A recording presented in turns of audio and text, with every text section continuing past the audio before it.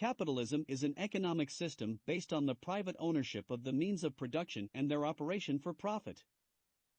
Central characteristics of capitalism include capital accumulation, competitive markets, price system, private property, property rights recognition, voluntary exchange, and wage labor.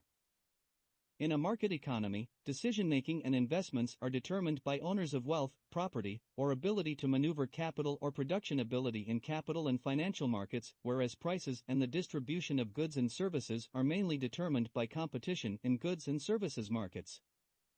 Economists, historians, political economists, and sociologists have adopted different perspectives in their analyses of capitalism and have recognized various forms of it in practice.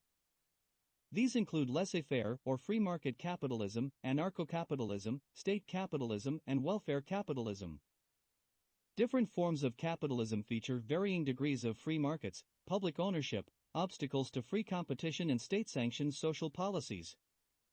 The degree of competition in markets and the role of intervention and regulation, as well as the scope of state ownership, vary across different models of capitalism. The extent to which different markets are free and the rules defining private property are matters of politics and policy. Most of the existing capitalist economies are mixed economies that combine elements of free markets with state intervention and in some cases economic planning. Market economies have existed under many forms of government and in many different times, places, and cultures. Modern capitalist societies developed in Western Europe in a process that led to the Industrial Revolution. Capitalist systems with varying degrees of direct government intervention have since become dominant in the Western world and continue to spread. Economic growth is a characteristic tendency of capitalist economies.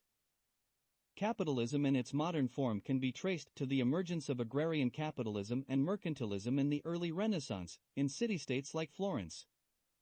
Capital has existed incipiently on a small scale for centuries in the form of merchant, renting and lending activities and occasionally as small-scale industry with some wage labor. Simple commodity exchange and consequently simple commodity production, which is the initial basis for the growth of capital from trade, have a very long history. During the Islamic Golden Age, Arabs promulgated capitalist economic policies such as free trade and banking.